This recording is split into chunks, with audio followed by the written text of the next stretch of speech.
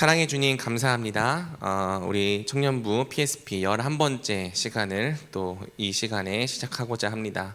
주님, 이 변함없이 토요일마다 자리를 지켜주고 또 각자 자신이 서약한 시간 가운데 이 강의를 듣고 또 적용하고 고민하게 하여 주신 은혜에 감사를 드립니다.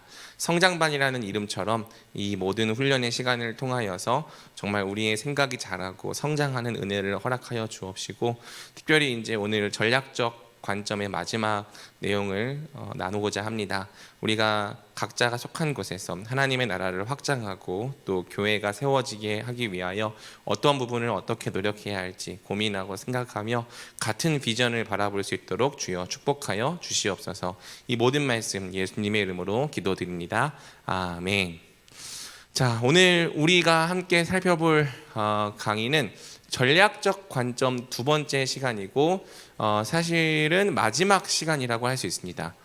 다음 주는 뭐냐? 다음 주는 세계를 품은 제자도라고 해서 이제까지 우리가 배웠던 내용들을 가지고 실생활 속에서 선교적인 삶을 살기 위해 무엇을 노력할 것인가에 대한 부분이라고 할 수 있습니다. 그러니까 관점을 훈련하는 것으로는 오늘이 마지막인 거죠. 조금 칠판에 쓰지 않고서도 이 복습을 해보자면, 우리가 처음에는 성경적 관점을 배웠습니다. 하나님께서 우리 모두에게 복을 주시기 원하셨고, 그 복을 바로 우리 하나님 백성을 통해 세상 가운데 확장하기 원하셨다. 그 복의 확장을 통해서 결국에는 하나님께서 영광을 받으시고 하나님 나라가 확장되는 것, 마지막으로는 그렇기 위해서는 복음을 문화로부터 분리하여서 자유롭게 해야 하는 것에 대한 이야기를 나누었죠.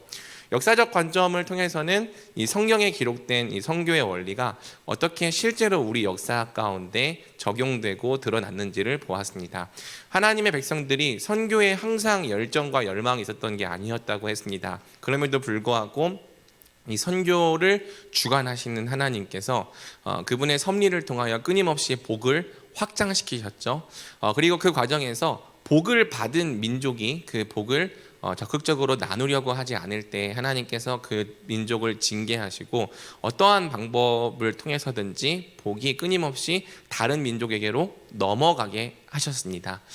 그리고 이제 이 19세기부터 20세기 위대한 세기라고 불리는 이 200년 기간 동안에는 어떻게 이 개신교 선교가 폭발적으로 이루어졌는지 세 가지 시대를 통해 살펴보았죠. 그 세 가지 시대 혹시 기억납니까? 첫 번째는 해안선 시대. 그 대표적인 인물은 윌리엄 캐리. 자, 이거는 여러분 외우고 끝나면 좋겠죠. 두 번째는 해안선 했으니까 어디 해야 돼요? 내륙 선교 시대. 대표적인 인물은 허드슨 테일러 할아버지. 자, 세 번째는 미전도 종족 시대. 지금 우리가 속해 있는 시대가 미전도 종족 시대인 거예요. 대표적인 인물로는 도널드 맥가브란, 그 다음에 캐머런 타운샌드, 그리고 한 명을 더 추가하자면 랄프 윈터. 이렇게 우리가 대표적인 인물에 대해 살펴보았습니다. 문화적 관점에서는 우리가 그 각 종족에게 토착적인 교회를 세우기 위하여, 자생적이고 토착적인 교회를 세우기 위하여 복음을 상황화해야 한다는 것에 대해서 배웠습니다. 지금 우리는 우리 문화에 적합한 형태로 기독교를 믿고 있는 거예요. 느끼지 못하고 있을 수 있고 인지하지 못하고 있을 수 있겠지만, 지금 대한민국의 기독교는 물론 대한민국 사람들 약간 서구적인 것에 대한 거부감이 적은 편이어서 이 서구의 기독교가 갖고 있는 모습들을 많이 받아들이는 편이긴 해요. 예를 들어서 우리가 지금 찬양하는 이 찬양의 형태나 모습들도 우리 대한민국의 토착적인 모습이라기보다는 서구의 이 월십의 형태를 많이 받아들이긴 했죠. 그런데 이러한 문화적 특성이 어떤 이 종족들에게는 잘 맞지 않을 수 있고, 오히려 거부감과 이 반대하는 마음을 갖게 만들 수 있다는 이야기를 했습니다. 꼭 그 종족이 예수님을 따르는 방법이 우리가 예수님을 따르는 방법과 같을 필요는 없는 거죠. 그렇기 때문에 그 종족에게 맞는 방법으로 예수님을 따를 수 있도록 복음을 상황화해 줘야 된다라는 얘기를 했고요. 또 그 다음으로는 복음만 상황화하는 게 아니라 복음을 전하는 사람도 그 사람들과 동일화가 되어야 된다. 그러기 위해서는 복음을 전하는 사람이 배우는 자로 들어가서 그 사람들 안에 함께 머물면서 면제받는 특권을 포기하고 또 그들과 같이 되려는 모습이 필요하다라고 얘기를 했죠. 아무리 노력해도 그들과 똑같은 모습이 될 수는 없을 거예요. 그러나 자기가 가진 이 특권을 내려놓고 면제받는 특권을 포기하고 동일화의 모습으로 현지인들에게 다가가려고 할 때 사람들은 이 선교사가 진정으로 우리를 사랑하고 우리와 함께하려 하는구나라고 느낀다고 했습니다. 그리고 이 선교사가 내민 손과 현지인들이 내민 손이 서로 만날 때 사랑의 다리가 놓이면서 그 의미 있는 관계를 통해 복음이 정말로 전달이 된다라는 이야기를 한 거죠. 전략적 관점에 있어서는 첫 번째로는 총체적 선교에 대해서 이야기를 했고요. 이제 두 번째로는 오늘 우리가 보려고 하는 가장 중요한 부분, 바로 어떻게 전방 교회를 개척할 것인가. 지금까지 배웠던 내용의 거의 꽃이고 열매라고 할 수 있을 겁니다. 자, 먼저는 교회 개척 배가 운동에 대해서 살펴볼 건데요. 혹시 그 뒤에 있는 그 읽기 자료 좀 읽어본 사람? 손. 제가 우리 현규, 역시 우리 이번 수료 대표자는 현규로 농담 아니라 진짜 그렇게 생각하고 있습니다. 아주 좋아요. 읽어 왔으면 했는데 제가 그래서 좀 일찍 오면 와서 그래도 그 시간이라도 읽으라고 했는데 뭐 안 읽어 왔으면 제가 강의를 하면서 조금 이제 읽어가면서 할게요. 자, 교회 개척 배가 운동이라는 것을 살펴보겠습니다. 여러분들에게 생소한 개념일 수 있는데 굉장히 중요한 개념입니다. 핵심 키워드는 배가죠.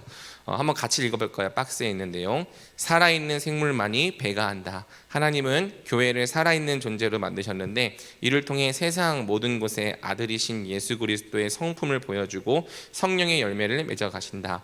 태초에 하나님이 말씀하신 대로 온 땅에 충만케 되는 방법은 오직 배가하는 것이다. 자, 여러분, 생명은 자손을 낳을 수 있어요. 그렇죠?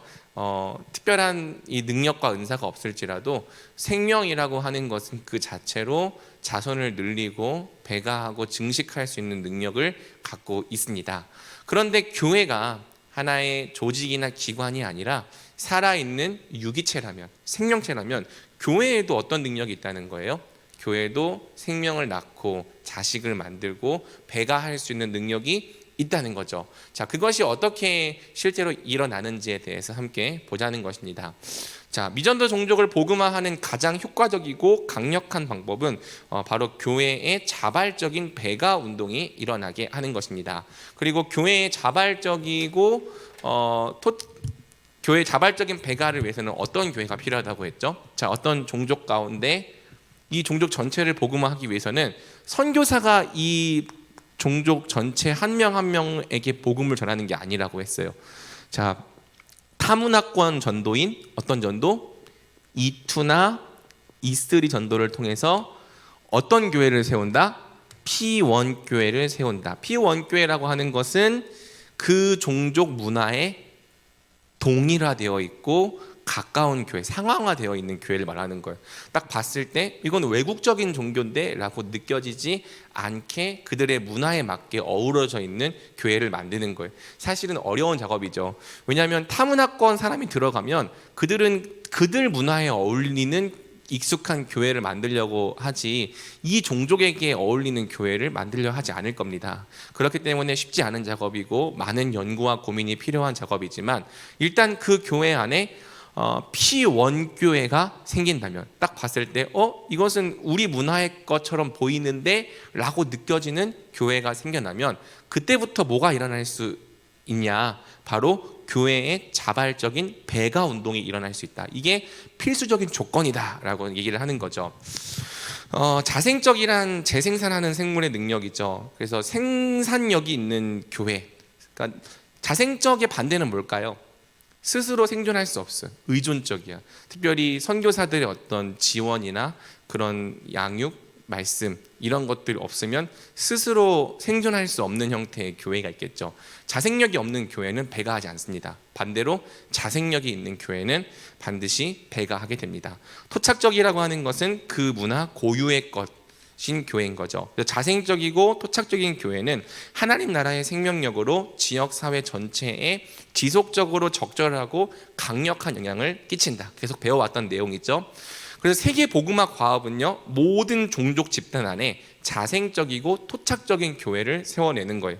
선교사의 사명과 역할은 그 한 종족 전체를 다 한 명 한 명 만나서 복음을 전하는 것이 아니라 그 종족 안에 자생적이고 토착적인 교회 몇 개를 효과적이게 만들어 놓는 것. 그러면 그 교회가 앞으로 배가할 것이기 때문에 여기까지가 이 세계 복음화의 과업이라고 할 수 있는 거죠.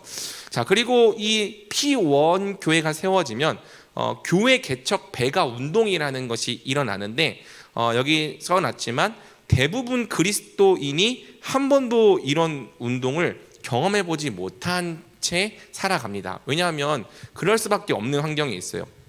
자, 각주 1번에 달아놨는데 한 종족 안에 교회가 세워지는 단계에는 총 5가지 단계가 있습니다. 첫 번째는 교회가 없을 수 있겠죠. 미전도 단계가 있을 수 있겠어요. 그다음에 두 번째는 이제 무슨 단계가 일어나죠? 교회 개척 운동이 일어나는 단계가 있을 수 있습니다. 세 번째는 그 운동을 통해서 교회가 확립된 상태로 있는 단계가 있습니다. 네 번째는 고착화됐어요. 그래서 고착화라고 하는 것은 더 이상 교회가 변할 수 없는 상태가 되어버린 걸 말해요. 그러니까 원래 교회라는 건 살아있고 살아있다고 하는 것은 끊임없이 변화할 수 있다는 뜻인데, 고착화라고 하는 건 마치 교회가 화석과 같이 그냥 생명력 있는 유기체보다는 조직체 또는 기관처럼 변해 있는 상태를 말하는 겁니다. 이 상태가 되면은 마지막에 뭐가 오냐? 쇠퇴기가 와요. 실제로 이 5가지 단계는 우리가 살면서 우리 일생에서 모두 경험할 수 있는 게 아니고 수백 년에 걸쳐서 길게는 수백 년에 걸쳐서 일어나는 단계입니다. 대한민국의 교회도 이 단계를 다 거쳐갔죠. 근데 여러분, 지금 선교를 해야 되는 나라들, 그리고 특별히 우리나라는 요 5가지 단계 중에 어느 단계에 속해 있을까요? 네? 크게 말해봐. 쇠퇴기? 우리 쇠퇴기라고 하기에는 여러분 너무 이 세상을 부정적으로 보는군요. 그냥 5번까지 가면 너무 마음이 아프니까 우리는 고착화된 교회의 단계에 있다고 보면 됩니다. 그러니까 여기서 이 부흥이 일어나면 3번까지는 돌아가지는 거죠. 그러니까 부흥이 2가지 종류가 있어요. 하나는 위에서 우리 오늘 배울 이 교회 개척 배가 운동이라는 형태의 부흥이 있고, 그러니까 이거는 교회가 없었던 곳에 갑자기 교회가 팍 세워지는 이러한 형태의 부흥이에요. 그 다음에 두 번째는 우리가 보통 말하는 부흥인데, 이미 세워져 있는 교회가 새롭게 갱신되는 형태의 부흥 운동이 있습니다. 그래서 고착화된 교회가 부흥을 경험하면은 확립된 교회 형태로 다시 건강하게 잘 안정된 교회로 돌아갈 수 있고, 근데 여기서 또 계속 개혁되지 않으면 교회가 고착화된 상태에 빠질 수 있죠. 그리고 이 고착화된 상태는 아까 말했잖아요. 변하지 않는다. 시대는 변하고 사람들도 변하는데 교회가 안 변해요. 안 변하는 게 아니라 사실상 못 변하는 거라고 봐야 돼요. 요 단계에서 이거를 부흥을 경험하지 못하면, 되돌리지 못하면 어디로 간다? 쇠퇴기로 가는 겁니다. 그러면 왜 우리가 교회 개척 배가 운동을 경험하지 못하는가? 여러분들이 볼 수 없는 이유는 지금 여러분들이 태어난 시대가, 우리 한국 교회가 요 시기를 경험하고 있는 시대이기 때문이에요. 그래서 여러분 중에 그나마 부흥을 좀 경험해 본 사람은 이렇게 교회가 갱신되는 형태의 부흥을 조금 맛보았을 수도 있고, 이것조차 맛보지 못했을 수도 있고, 이런 부흥을 좀 맛본 사람이 있나요? 저는 그래도 이런 부흥의 끝을 좀 맛본 사람이었는데 지금은 이것도 쉽지 않은 시대라고 이야기하고 있습니다. 그러니까 어쨌든 우리가 그나마 볼 수 있는 교회가 3.5, 4, 3 이 정도라면은 이번 단계의 교회, 이제 막 교회가 막 세워지고 있는 단계의 교회를 볼 수 있는 방법이 직접 선교지로 나가보지 않는 이상 없다는 거예요. 그래서 우리는 지금 우리가 살아가고 있는 나라의 교회들이 고착화되어 있기 때문에 세계 전체의 교회 역시 똑같이 고착화되어 있을 거라고 생각하는 경향이 크죠. 우리가 본 게 이게 전부니까. 그런데 실제로 그렇지 않다는 거고요. 세상에 나가보면은 지금도 세계에서는 어떤 일이 벌어지고 있냐면 교회가 급속도로 배가하고 증식하는 교회 개척 운동이라는 형태의 부흥이 벌어지고 있다는 것입니다. 한번 여러분 그 뒤에 부록을 한번 봐요. 자, 보면은 이제 데이비드 게리슨이라고 하는 사람이 쓴 교회 개척 배가 운동의 그 이제 실제 예시를 제가 이제 갖고 왔는데요. 그러니까 보니까 인도에서 사역하는 이 데이비드와 젯 왓슨 선교사 부부가 이런 내용을 보고했대요. 새신자가 수천 명이 생기고 수백 개의 도시와 마을, 촌락의 새로운 교회가 세워졌다. 그러니까 선교 본부는 이런 보고에 대해서 회의적인 반응을 보였다. 에이, 말도 안 돼. 거짓말하지 마세요. 근데 실제로 이제 답사팀을 보내서 확인을 해보니까 그러한 일이 실제로 벌어지고 있더라. 근데 여기 인도에서만 벌어지는 게 아니라 동남아시아에서 보고가 온 걸 보니까 새로운 교회들이 폭발적으로 증가한다. 라틴 아메리카에서도 수백 개의 새로운 교회가 생기는 동일한 종류의 자발적 배가가 일어나고 있다. 가까운 나라로는 중국에서도 이러한 일이 벌어졌다. 중국은 정말 놀라운 속도로 이 교회가 바바바박 일어났죠. 그러니까 저도 2008년에 중국의 흑룡강성 하얼빈에 갔다 온 적이 있는데 이 배가하고 있는 교회의 특징들은 일단 몸집이 크지가 않아요. 대략 한 20-30명 정도에 모이는 가정교회고, 그 다음에 막 사람들이 교회가 막 늘어나니까 그 각 교회마다 목사가 있겠어요, 없겠어요?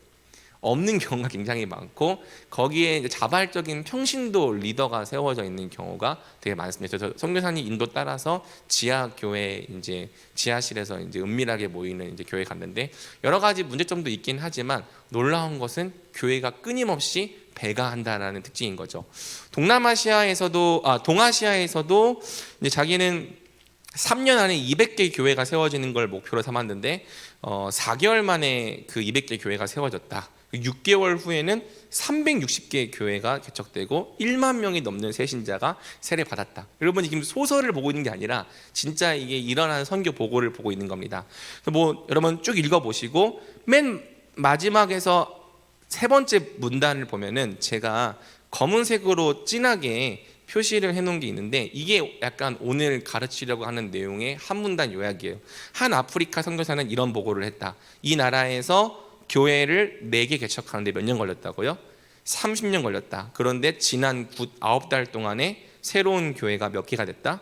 65개가 됐다. 그러니까 피원교회를 세워내는 거는 정말 어렵고 힘들고 고된 작업인데 이 적절한 교회가 세워지고 난 다음부터는 한 종족 안에서 교회가 질주할 수 있다는 겁니다. 이런 형태의 부흥이 지금도 세계 곳곳에서 일어나고 있고 우리나라도 이런 부흥을 경험했어요? 못 경험했어요? 우리나라도 한국 교회사를 보면은 이 교회 개척 배가 운동을 똑같이 경험한 나라입니다.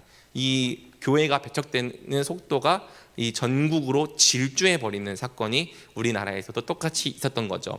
그래서 교회 개척 배가 운동이 뭐냐? 한 종족이나 지역 전체에서 교회를 개척하는 토착 교회가 급속히 퍼져 배가 증식하는 것이다. 그러니까 특징이 뭐예요? 교회를 개척하는 토착 교회다. 자생적인 토착 교회라는 말은 스스로 교회를 낳을 수 있다라는 뜻이거든요. 그래서 그런 교회가 막 걷잡을 수 없는 속도로 이렇게 나아가는 거예요. 그래서 속도가 굉장히 빠르다. 급속한 배가. 교회 개척 배가 운동은 빠르게 증식한다. 아주 단기간에 새롭게 개척된 교회는 금방 새로운 교회를 다시 시작한다. 근데 우리가 어떻게 교회가 그렇게 빨리 세워질 수 있지라는 생각이 들죠. 왜냐하면 우리는 아까 말했던 것처럼 4번 고착화되어 있는 단계의 교회를 보고 있기 때문에 우리가 생각하는 교회는 건물이 있어야 되고 목사님이 있어야 되고 장로님이 있어야 되고 집사님이 있어야 되고 부서가 있어야 되고 조직체가 있어야 되고, 그러니까 여러분 토끼 같은 교회와 코끼리 같은 교회가 있다고 할 때 우리가 경험하고 있는 교회는 보통 어떤 교회입니까? 코끼리 같은 교회인 거예요. 그러니까 코끼리 같은 교회는 증식을 하는 게 굉장히 느리고 더딘 거죠.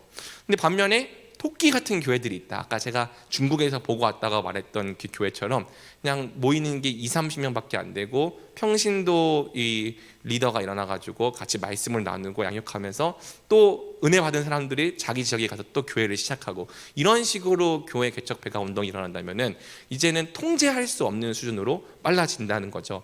그래서 토끼가 임신 기간이 약 30일이래요. 한 배에 4마리에서 12마리를 낳고, 이론상으로는 한 쌍의 토끼가 1년에 최대 800마리로 자랄 수 있다고 합니다.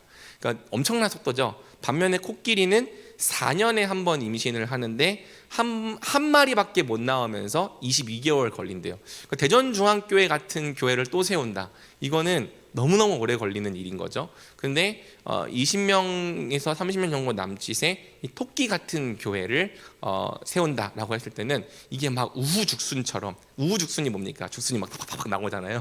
그것처럼 생겨나는 일이 실제로 가능하다는 거예요. 이걸 우리가 믿는 거죠.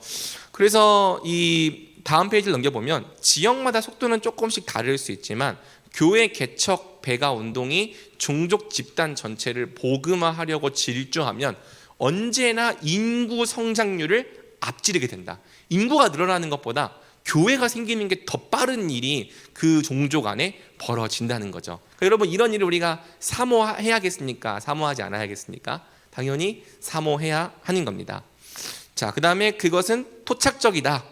교회 개척 배가 운동이 내부에서 발언된다는 거예요. 그래서 처음에 시작은 외부자에 의해 시작될지라도 나중에는 외부자의 개입이 거의 보이지가 않아요. 왜? 내부자들이 또 개척하고 내부자들이 또 개척하기 때문에 이 개척에 참여하고 있는 사람들은 이게 외부자에 의해서 시작됐다고 느끼지 못하고 자기들 안에서 일어나고 있는 민족적인 운동처럼 보인다는 거죠. 이해가 됩니까?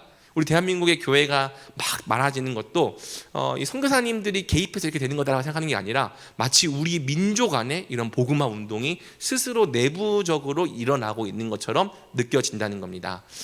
교회를 개척하는 교회, 그래서 교회 배가 운동은 교회를 개척하는 교회라는 특징을 갖는 교회가 늘어나는 거예요. 이런 교회를 어떻게 세울 것인가를 이제 오늘 보는 건데요. 그래서 교회 개척 배가 운동은 임계점을 넘어서는 순간 마치 댐이 붕괴되면서 강물이 폭포수처럼 쏟아지는 것처럼 기하급수적으로 일어나게 된다는 거죠. 그러니까 여러분, 아까 얘기했던 것처럼 한 교회를 세우는데 4개의 교회를 세우는데 30년 걸렸어. 근데 불과 몇 개월 만에 60몇 개의 교회가 생겨버려. 그러니까 이 운동이 시작되기 전까지 좀 기다리고 있는 이 임계점이 있는데, 이 임계점을 딱 넘어서는 순간 갑자기 폭발적으로 팍 터진다는 거예요.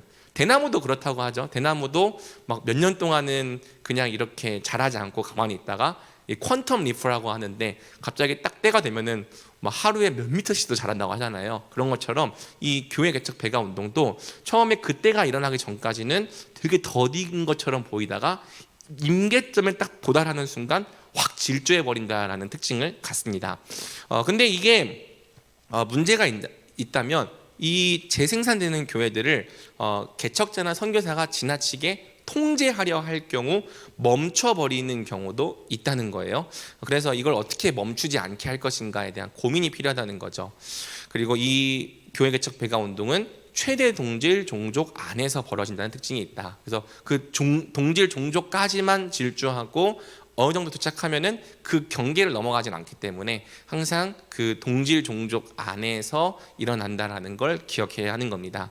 그래서 이런 하나님의 역사 가운데 우리가 해야 될 일이 무엇인가? 외부자의 역할은 시작 부분에서 가장 큰 비중을 차지하겠죠. 그래서 교회 개척 배가 운동은 순전히 하나님의 주권 가운데 일어나는 일입니다. 근데 주권 가운데 일어나는 일이라고 하니까 우리가 어떤 생각을 할 수 있냐면, 그래, 이건 하나님의 주권이니까 우리가 할 수 있는 건 없지, 우리가 노력할 수 있는 부분이 없어라고 이렇게 사람의 책임과 역할을 무시해버리는 실수가 있을 수 있다는 거예요. 하지만 하나님은 이 운동의 성공과 실패를 좌우하는 중요한 역할을 우리 그리스도인들에게 맡기셨고요. 그러니까 이러한 운동에 대해서 우리가 알지 못하고 배우지 못했으면 이러한 운동이 벌어지려고 할 때 사람들이 이 운동의 조짐을 이해하지 못하고 그걸 부당하게 간섭하고 통제하려 하다가 이 운동이 힘없이 무너져 버리는 일도 역사 속에서 일어났다는 거죠. 그래서 우리는 이 운동에서 하나님이 역사하시는 방법을 배워가는 학생이 되어 가야 하는 거고요. 하나님께서 이러한 운동을 일으키실 때 개척자와 선교자, 내부자와 외부자를 어떻게 사용하시는지를 배워갈 필요가 있는 겁니다. 우리는 또한 교회 배가를 둔화시키거나 마비시키고 때로는 멈추게 하는 요소가 무엇인지를 배울 필요가 있는 거죠. 자, 배워봅시다. 오늘 내용이 굉장히 중요해요. 왜냐면 오늘 내용을 보면은 우리 공동체에 대한 진단도 같이 보일 거기 때문이에요. 제가 갖고 있는 고민들이 있는데 여러분도 과연 우리 교회는 배가할 수 있는 공동체인가, 요거를 한번 같이 이 특징을 보면서 고민해 봐주면 좋겠습니다. 자, 일단 교회 개척 배가 운동이 일어나려면 교회가 무엇인지부터에 대한 이해가 필요합니다. 아까 말했듯이 우리는 어떤 교회를 보고 있다? 고착화된 교회. 고착화된 교회는 마치 화석처럼 살아있는 이 생물의 교회보다는 건물, 조직, 기관, 어떤 이러한 형태의 교회처럼 보이는 특징이 있죠. 근데 물론 이게 교회가 성장해 갈수록 조직, 기관 이런 것들을 갖게 되어 있지만 교회는 본질적으로 뭐다? 살아있는 생물이다. 그래서 참여하는 사람들이 어떻게 조직되고 훈련되었느냐가 중요한 게 아니라 어떻게 할 때 교회가 생명을 갖냐면 이 교회의 본질은 예수님이 교회의 머리가 되신다는 거예요. 예수님이 교회의 머리가 되신다는 것은 모든 사람들이 누구를 믿고 누구를 의지하고 누구에게 순종하려고 한다는 거죠. 예수님을 믿고 예수님을 의지하고 예수님께 순종하려 한다는 거죠. 그러니까 우리가 맨날 말로는 예수님 교회의 머리시고 예수님 우리는 교회의 몸이고 라고 얘기하지만 그저 우리가 교회의 어떤 문화에 적응하고 교회라고 하는 조직체 안에서 그냥 의미 없이 살아가면서 예수님을 의지하는 것, 예수님을 믿고 예수님께 순종하려고 하는 움직임에서는 굉장히 지지부진하다면 그 교회의 생명력이 없을 수 있다는 것입니다. 반면에 사람들이 예수님을 사랑해요. 예수님을 따르려고 해요. 예수님께 순종하려고 해요. 모여있는 사람들이 많든지 적든지 그러한 마음들이 사람들 한 사람 한 사람 속에 살아 있어요. 그러면 그 교회는 유기적인 생명을 갖고 있는 교회가 된다는 거예요. 이해가 됩니까? 그래서 본질적으로 기관이 아니다. 언제나 제도적이고 문화적인 형태를 가지지만 제도와 종교적 문화만 남아있는 경우에는 오히려 생명력이 없는 거죠. 그러니까 대한민국 교회가 아까 여러분들이 쇠퇴기로 간다고 말했던 게 뭐냐면 자꾸 뭐만 남아있냐면 예수님을 향한 뜨거운 열정과 순종은 없고 제도와 문화만 남아가는 모습을 보게 되기 때문에 마치 탈피하고 난 껍데기가 남아있는 것처럼 그런 모습만 남아있는 걸 보기 때문에 쇠퇴기, 여러분들 쇠퇴기라고 할 줄 몰라서 나는 솔직히 여러분들이 4번을 얘기할 줄 알았는데 그런 이야기를 한 것 같아요. 하지만 본질적으로는 이 교회는 예수님께 순종하는 생명력을 가진 교회이다. 자, 그러면 예수님께 순종하는 교회가 갖고 있는 특징이 뭐냐면은 항상 그리스도 중심적이라는 특징이 있는 거예요. 자, 제가 그리스도 먼저의 반대말은 뭐라고 써놨죠? 교회 먼저. 교회 먼저는 이렇게도 바꿨을 수 있을까요? 우리 먼저. 또 이렇게도 바꿨을 수 있을까요? 나 먼저.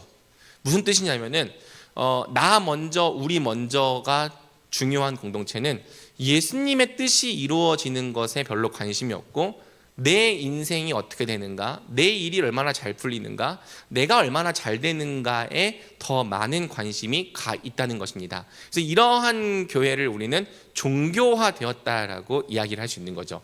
그러니까 이 생명력 있는 교회는요 항상 그리스도 중심적이에요. 어떻게 하면 예수님을 더 따를 수 있을까? 어떻게 하면 예수님께 더 순종할 수 있을까? 어떻게 하면 우리가 예수님께서 말씀하신 그 명령들을 더 효과적으로 성취할 수 있을까? 항상 예수님 먼저.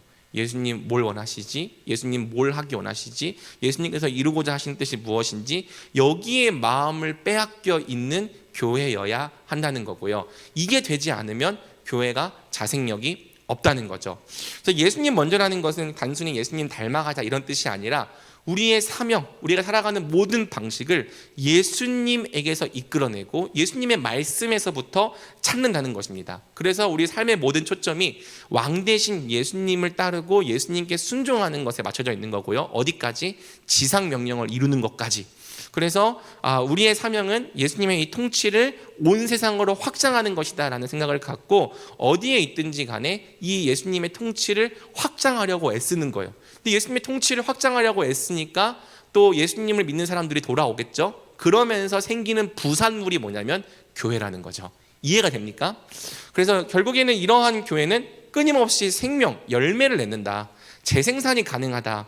그래서 교회가 살아있고 유기적인 실체라면 열매 맺도록 계획되어 있다는 것을 알 수 있는 거죠. 자, 열매의 반대말은 제가 뭐라고 적어놨죠? 교인의 증가. 그러니까 제도적이고 문화적이고 기관적인 교회는요 생산하지 않아. 어떻게 하냐면은 계속 교인만 늘어나. 이해가 됩니까? 그러니까 그래서 열매가 없고 그냥 계속 몸집이 불어나. 근데 몸집이 불어나서 좋은 점도 있지만 몸집이 크다고 해서 항상 건강한 건 아닐 수 있죠. 우리가 몸집이 커질수록 자꾸 이 당 수치도 올라가고 콜레스테롤 수치도 올라가고 건강하지 못한 지표들이 막 이렇게 자꾸 올라오는 것처럼 생명은 왜 웃어? 생명은 못 낳는데 자꾸 살만 찌는 이런 특징이 있다는 거예요. 근데 이 교회가 예수님을 사랑하고 예수님 먼저 생각하고 그분의 생명으로 살아가면은 살찌지 않고 끊임없이 생명을 계속 왜 자꾸 웃어? 계속 생명을 우리 열심히 다이어트 합시다. 계속 생명을 낳을 수 있다는 이런 특징이 있다는 거죠. 그래서 여기 정말 멋진 말이 있어요. 여러분 사과나무의 진짜 열매가 뭐라고 생각해요? 우리는 사과나무의 열매는 사과라고 생각하잖아. 근데 여기에 뭐라고 써 있죠? 사과나무의 진짜 열매는 더 많은 사과나무다. 그러니까 사과는 열매를 맺기 위해서 열매를 맺는 게 아니에요. 사과나무가 열매를 내는 이유가 목적이 뭐죠? 더 많은 사과나무들이 군데군데 생기게 하는 거잖아. 그러니까 여러분들이 성령의 열매를 맺는 이유, 예수님을 닮아가는 그 이유의 진짜 목표는 뭐예요? 더 많은 신자들이 생기는 것, 더 많은 교회들이 생겨나는 것, 생명을 낳는 것이어야 한다는 거죠. 유기적 교회는 재생산하는 겁니다. 그래서 우리의 사명은 더 많은 교인들을 모으는 것이 아니라 그리스도를 따르는 자들을 발견하고 개발하고 훈련시키는 것이어야 합니다. 이것은 이제 선교지에서만 일어나는 일이 아니라 오늘날 여러 교회들에서도 여전히 시도하고 있는 일인 거죠. 그래서 이렇게 단순히 요즘에는 이제 많은 교회들이 이런 관심을 갖고 있어요. 더 이상 몸집을 불리려고 하지 않고 교회를 분립하기도 하고 또 나누어서 이 배가하기도 하고, 그래서 대형화되기보다는 이 각 지역에 알맞는 형태로 교회를 만들기 위해서 끊임없이 개척하고 생명을 낳고 배가하는 이러한 움직임들이 교회 안에 있습니다. 그러니까 우리가 이런 것들을 알고 있다면 교회가 생명을 낳고 새로운 교회를 개척하고 그렇게 하는 것들이 얼마나 소중한 일인가를 생각해 볼 수 있겠죠. 이게 되지 않으면 그저 우리 교회의 몸집만 불리면 우리 교회에게만 좋은 일이다 라고 생각을 하게 되는 겁니다. 자, 그래서 자발적 배가를 어떻게 할 것인가 이제 고민을 해봅시다. 하나님이 창조하신 모든 다른 생물과 같이 교회도 동일한 종류를 재생산하는 씨앗을 소유했다. 이걸 믿는 거예요. 교회 자체가 교회를 재생산해낼 능력을 소유하고 있다는 거죠. 자, 여러분은 살아있어요? 죽어있어요? 살아있어요. 그럼 여러분에게는 자녀를 출산할 능력이 있습니까? 없습니까? 너무 19금 질문이었습니까? 여러분 있잖아요. 저도 있더라고요. 보니까 훈련한 적도 없고 뭔가 이렇게 열심히 그 은사를 개발하려고 한 적도 없는데 결혼을 했더니 어느새 3남매가 생겨 있어요. 살아 있으면 생명을 낳을 수 있는 그 능력, 씨앗을 자체적으로 소유하고 있는 겁니다. 그래서 재생산을 어떻게 할 것인가, 이 두 가지를 잘하면 된다는 거예요. 첫 번째는 그리스도를 따라야 된다. 두 번째는 지도자를 세워야 한다. 그래서 첫 번째 넘겨보면 동그라미 1번, 그리스도를 따르는다. 만약 사람들이 그저 종교적인 말을 듣고 전하는 것이 아니라 그리스도를 따르게 되면 교회는 배가한다. 그러니까 종교적인 말이라는 건 항상 중심과 목적이 어디에 있다고요? 나에게 있다.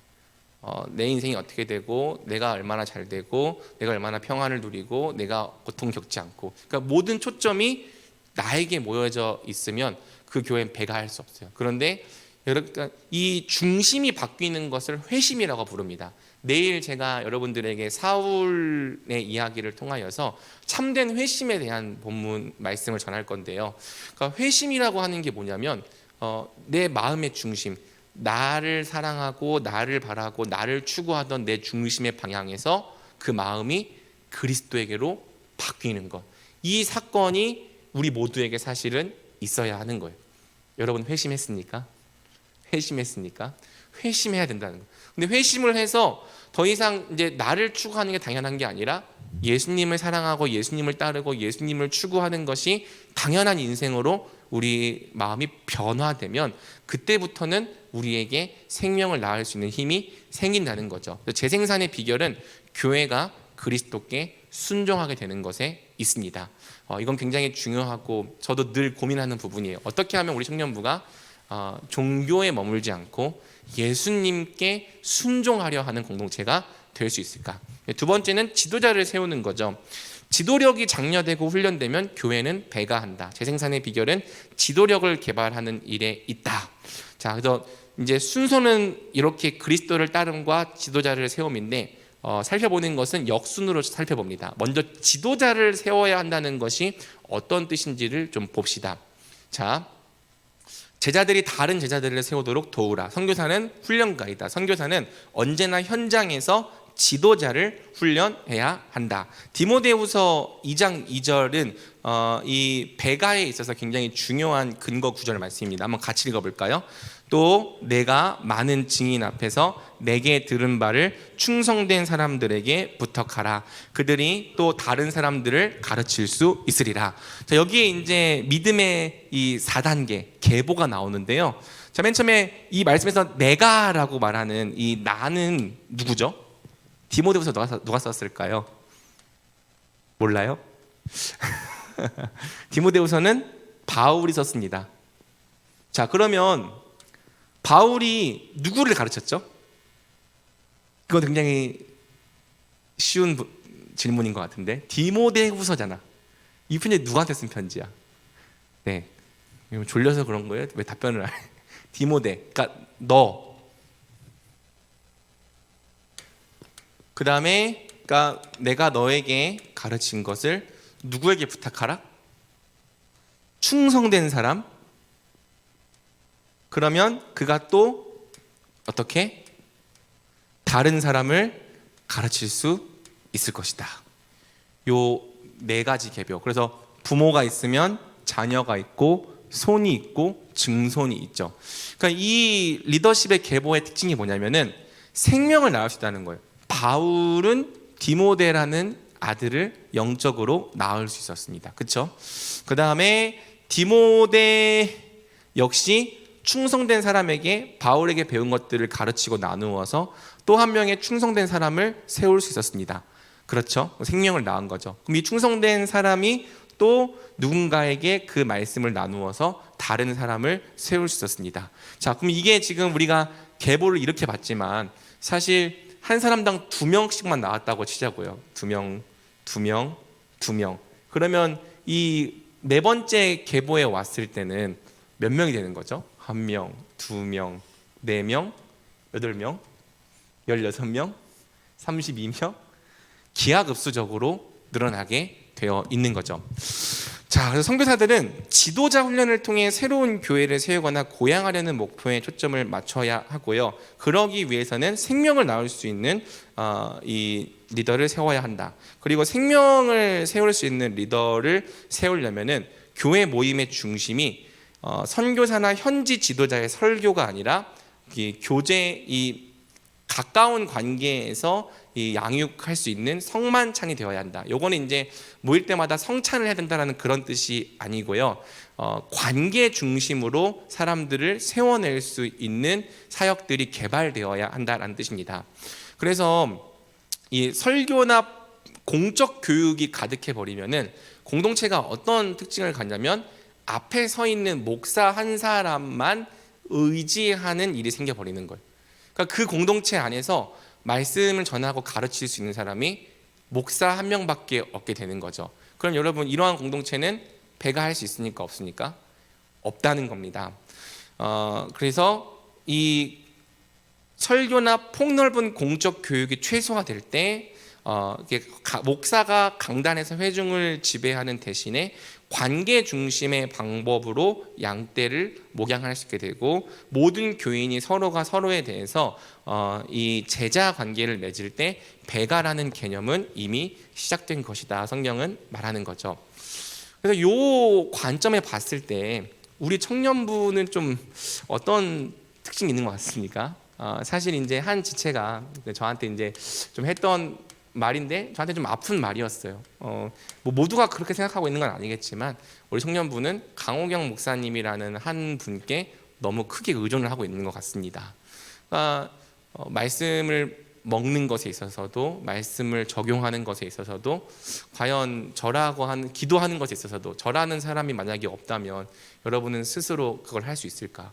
그리고 여러분은 그거를 다른 지체들에게 가르치고 또 전해 주어서 누군가 한 사람을 말씀을 먹고 기도하는 사람으로 세워낼 수 있을까 이제 물어본다면, 우리 공동체는 좀 그게 안 되고 있구나, 이제 이러한 좀 아픈 마음이 있는 거죠. 그래서 이제 아까 얘기했던 것처럼 강의식 성장반은 이제 이걸로 끝내겠다고 얘기를 한 거고, 이제 올해가 6개월밖에 남지 않았지만 남은 학기에는 한 11주 정도의 시간을 가지고 소그룹 환경에서 소그룹을 경험시켜 주는 것을 통해 말씀을 나눌 수 있는 좀 이 리더들을 세우는데 집중을 해보려고 하고 있는 것입니다. 그래서 이 보면은 두 가지 그림이 나와요. 수동적이고 목사 중심적인 교회. 그래서 목사 한 명이 있고 모든 성도가 다 이 목사 한 명만 의지하고 의존하는 형태를 띌 때 교회의 생명력과 배가할 수 있는 능력이 없어진다는 것입니다. 근데 요거는 목사가 워낙 탁월해서 그런 걸 수도 있고, 또 한편으로는 연약한 목사의 경우에 그럴 수 있다라고 지금 그림에 설명이 되어 있죠. 그러니까 약간 좀 역설적인 설명인데요. 그러니까 어떤 교회가 있을 수 있냐면, 목사가 굉장히 카리스마적이고 사람들을 한 명 한 명 다 통제하려고 하는 교회가 있을 수 있습니다. 저도 그런 교회를 경험해 봤고요. 그럼 여러분, 막 사람들을 다 통제하고 한 명 한 명 지배하려고 하고 이렇게 영향력을 끼치려고 하는 사람은 우리 눈으로 볼 때 강해 보여요? 연약해 보여요? 강해 보인단 말이죠. 그런데 왜 연약하다고 하는가? 이 역설입니다. 사람들을 한 명 한 명 다 통제하고 지배하려고 하는 마음 속에는 두려움이 있는 거예요.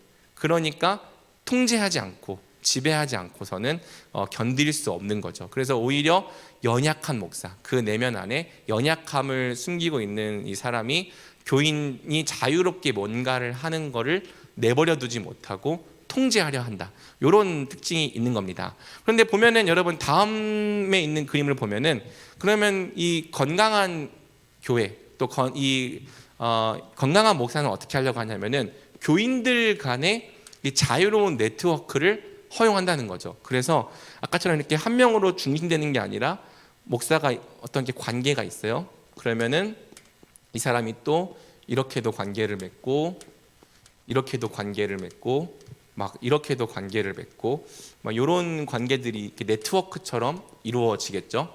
그러면 실제로 여기서 일어나고 있는 관계, 여기서 일어나고 있는 관계는 목사가 통제할 수 있어요, 없어요?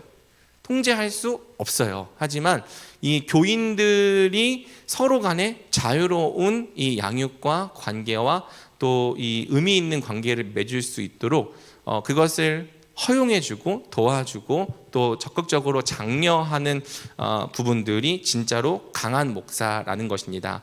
그래서 이렇게 할 때 뭐가 개발되는 거냐면 이런 사람들이 있겠죠. 이런 사람들의 지도력이 개발이 되는 거죠. 그래서 또 이런 그림으로 생각해 봤을 때 그래도 좀 감사한 부분이 뭐냐면, 그러니까 제가 3년 동안 사역을 하면서 우리 공동체 안에 자유로운 모임들이 자꾸 생겨나는 거예요.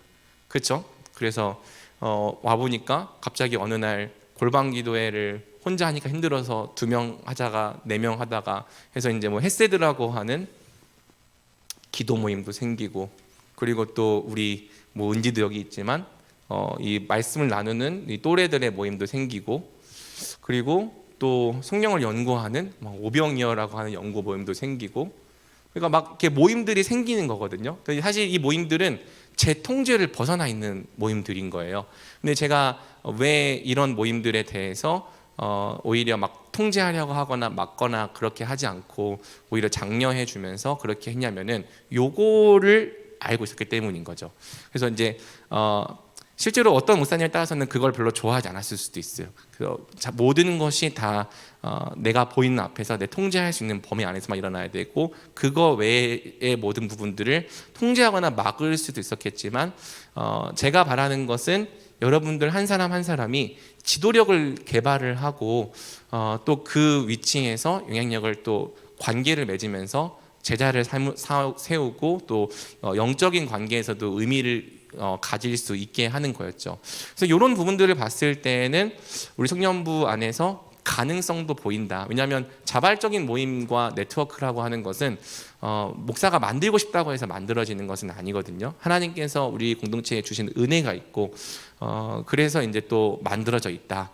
여기서 좀 뭐가 더 추가되면 좋겠냐면은 아까 말했던 것처럼 이 한 사람이 지도자로 세워지는 것에 있어서 너무 이 목사 중심적인 이 의존도를 좀 낮출 수 있다면, 여러분들이 이런 네트워크형의 관계를 가지면서도 서로가 서로를 세워주고 양육하고 한 사람의 온전한 사람으로 세워줄 수 있는 지도력을 가진다면, 꼭 여러분들이 다 목사 같은 사람이 될 필요는 없는 거예요. 뭐가 왜 걱정이 되냐면은 그러니까 사실 이게 제 약점인 것 같기도 해요. 자랑은 아니지만 좀 저한테 너무 탁월한 면이 있는 거죠.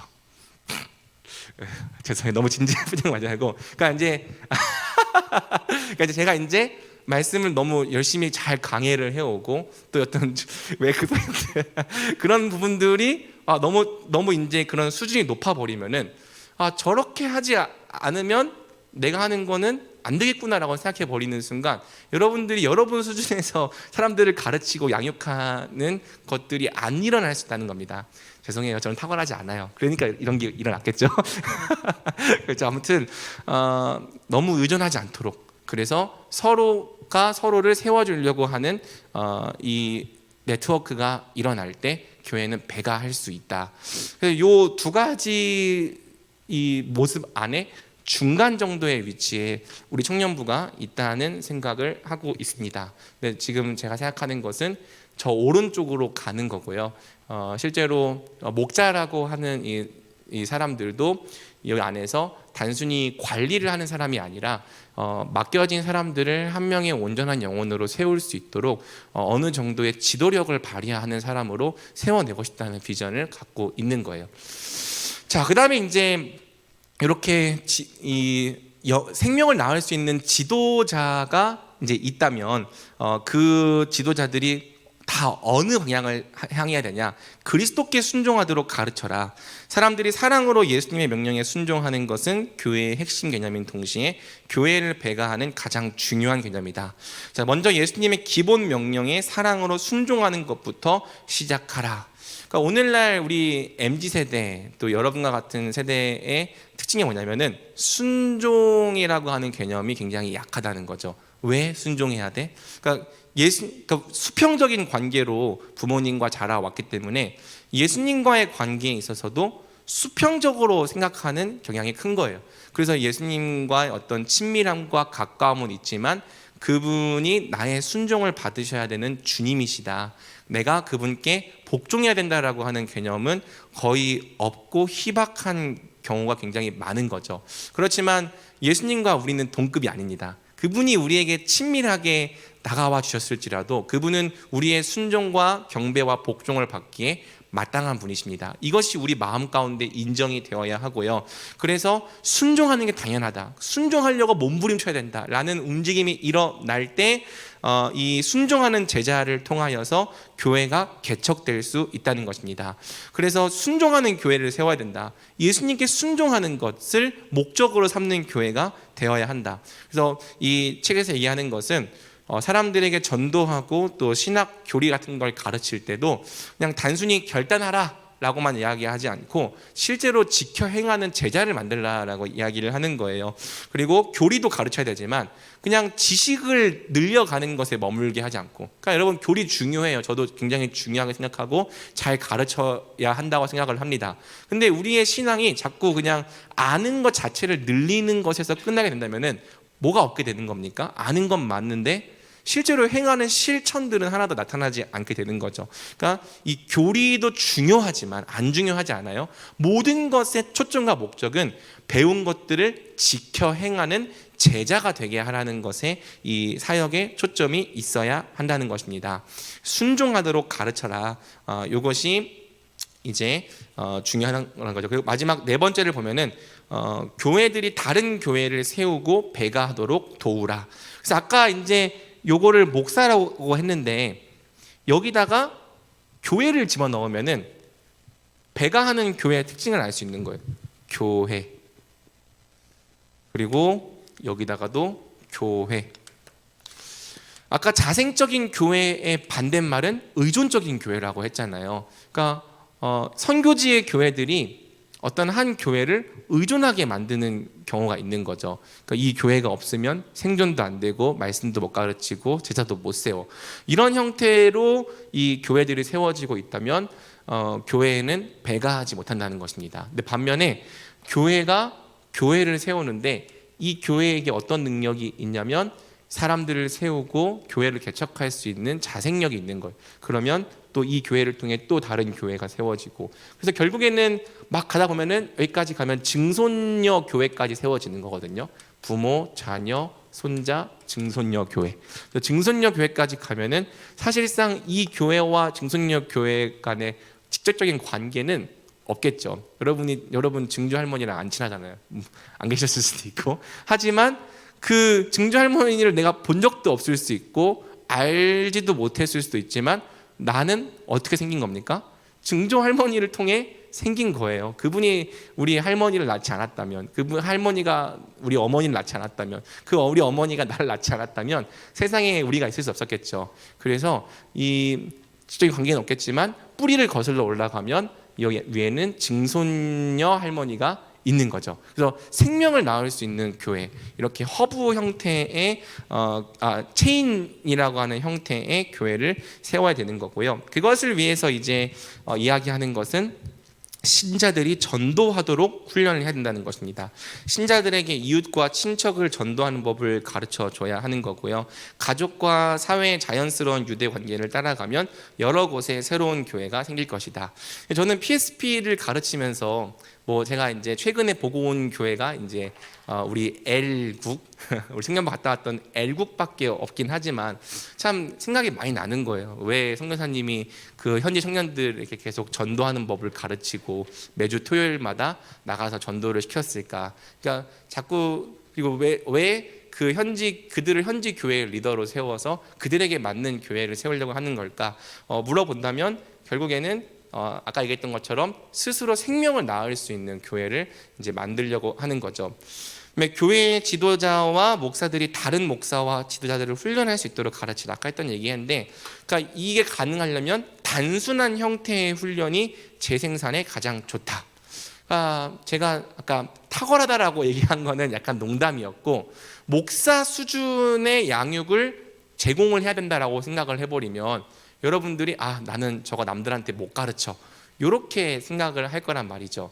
근데 만약에 여러분들이 이 다른 친구들에게 가르쳐야 되는 그 컨텐츠가 훨씬 쉽고 간단한 거라면, 그러니까 사형리나 덮어보다는 좀 더 수준이 있으면서 목사님이 가르치는 수준보다 조금 훨씬 낮은 수준이라면은 여러분도 이 가르치고 양육할 수 있는 능력이 사실은 있습니다.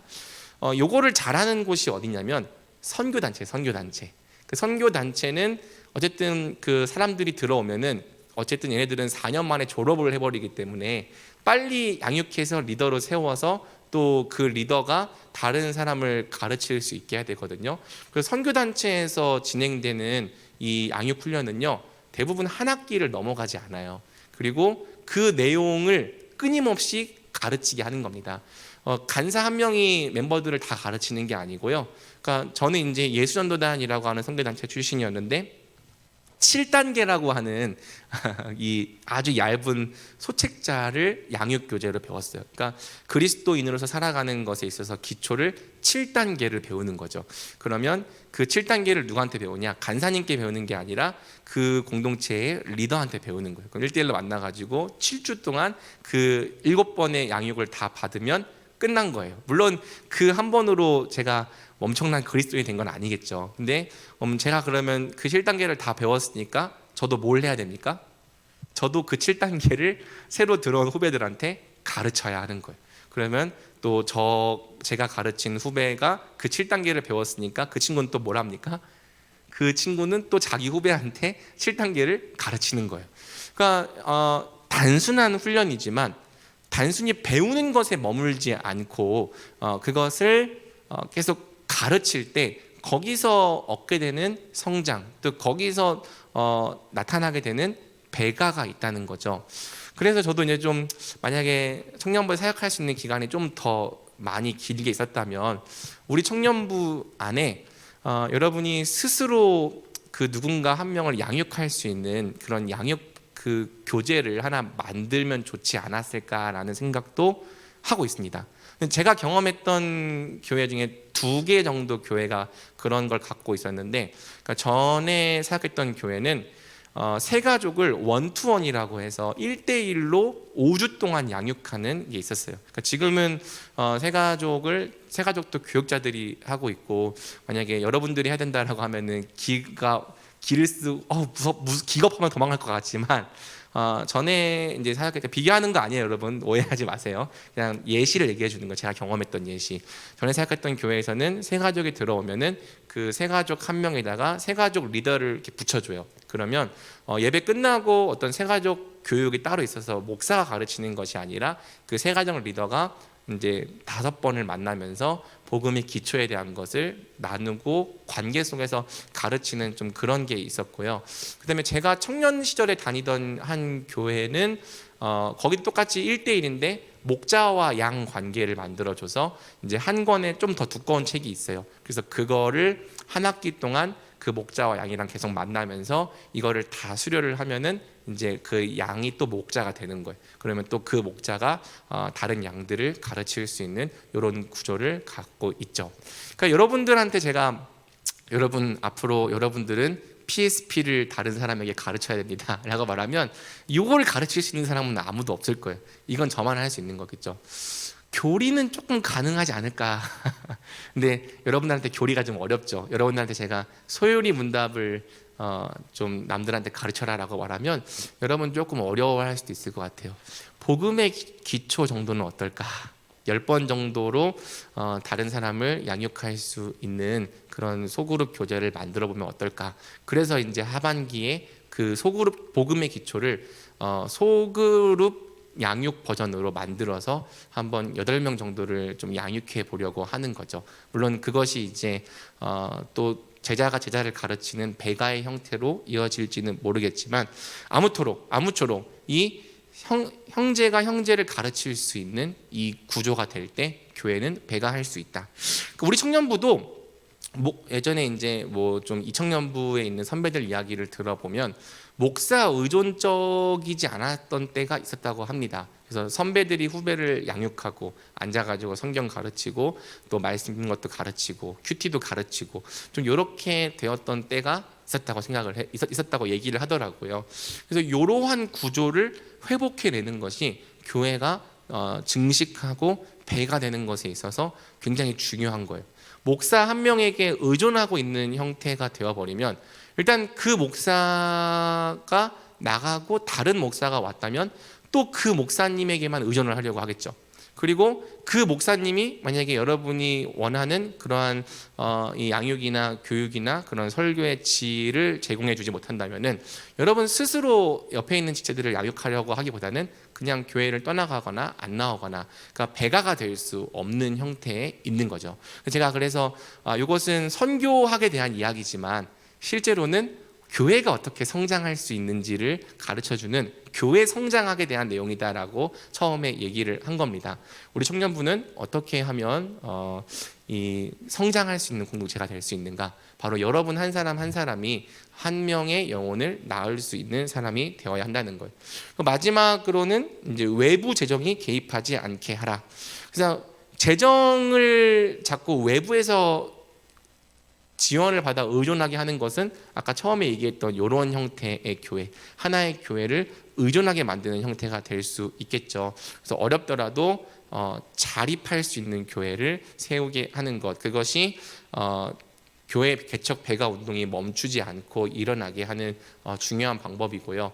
이런 걸 물어봤을 때 한국 교회는 사실 좀 선교지에 있는 교회들이 너무 지나치게 한국 교회를 의존하게 하는 경향이 없지 않아 있었다. 많은 선교사님들이 반성을 하고 있고 요새는 많이 달라졌어요. 물론 이제 그때는 잘 몰랐던 사람들도 많고 사랑하는 마음으로 했기 때문에 하나님께서 또 열매를 주시기도 했지만 이제는 자립할 수 있는 교회를 세워야 된다라고 생각하는 분들도 많아지고 있죠. 그래서 외부 재정은 언제나 교회의 배가를 멈추게 한다. 현지 자원을 동원해서 스스로 해낼 수 있는 교회를 만들어야 된다. 이것이 교회 개척 배가 운동의 필수적인 교회라고 할 수 있겠습니다. 우리 5분간 쉬겠습니다. 10분까지 5분간 쉬고 나머지 부분 전방교회 개척에 대해서 보고 마치도록 하겠습니다. 이 교재가 전략적 관점이 순서가 거꾸로 되어 있다라고 했더라고요. 그래서 원래는 전방교회 개척부터 하고 거기에 운동을 일으키고 총체적 선교로 나아가는 건데 이제 이 가르치는 방식이 총체적 선교부터 먼저 하고 복음 운동이 일어나게 하고 그 다음에 어떻게 그러면 전방교회 개척을 할 것인가 이렇게 얘기가 되어 있다. 의도적으로 배열을 그렇게 했다고 교재에 적혀 있습니다.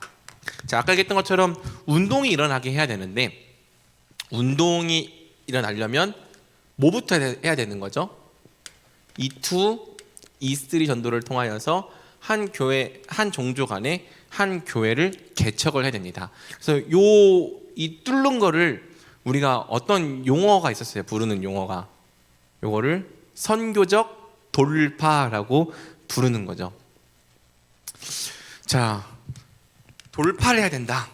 미전도 종족의 어려움은 그들이 복음을 듣지 못했다는 것이 아니라 문화적 자살을 하지 않고 그리스도를 따를 수 있는 방법을 보지 못했다는 것이다.